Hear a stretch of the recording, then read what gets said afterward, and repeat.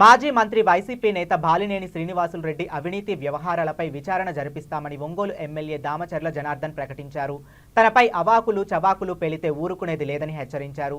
దామచర్ల బాలినేని తనపై చేసిన వ్యాఖ్యలపై ఘాటుగా స్పందించారు. కౌంటింగ్ జరుగుతుండగానే ఓడిపోతామని తెలుసుకుని తన కుటుంబంతో సహా హైదరాబాద్కు పారిపోయిన బాలినేని తన కార్యకర్తలకు ఎలా అండగా ఉంటారని ప్రశ్నించాడు.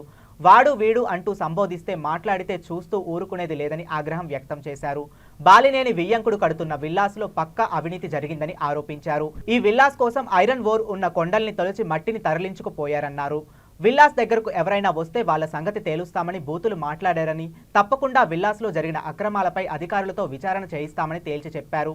విల్లాస్ ముందు ఉన్న ప్రైవేటు వ్యక్తుల స్థలాలను బెదిరించి రాయించుకున్నది వాస్తవం కాదా అని ప్రశ్నించారు.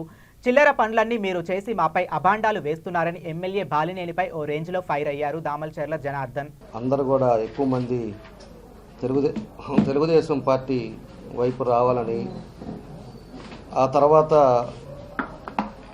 ఈ కారణాల చేత ఇవాళ ఒంగోలు వచ్చి ఏందేందో మాట్లాడా ఊగుతున్నాడు.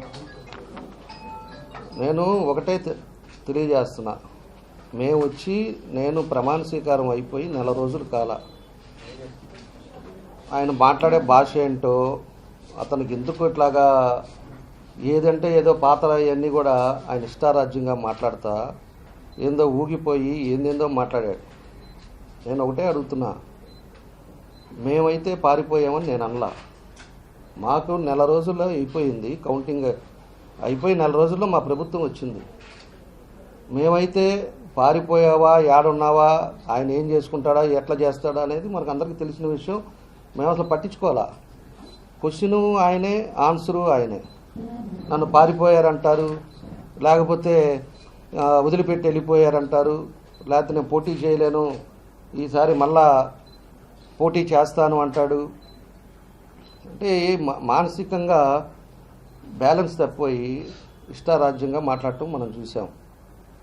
ఈరోజు ఒకటి, ప్రజలు స్పష్టంగా ఎప్పుడు రాని మెజార్టీ, ఒంగోలు చరిత్రలో రాని మెజార్టీ తెలుగుదేశం పార్టీకి ఇచ్చారు అంటే నువ్వు నీ కొడుకు ఏ విధంగా దౌర్జన్యాలు చేశారో, ఏ విధంగా అవినీతి చేశారో, ఏ విధంగా ఎంతమందిని ఇబ్బంది పెట్టారో స్పష్టంగా ప్రజలకు అర్థమైంది. ఈ రోజుటికి ఎలక్షన్ అయిపోయిన తర్వాత ఎవరైనా కూడా ఒకసారి ప్రక్షాళన చేసుకుంటారు. ఒరే, నన్ను ఇంత మెజారిటీతో ఓడించారు అంటే ఇంత తేడా ఎందుకుంది ప్రజల్లో?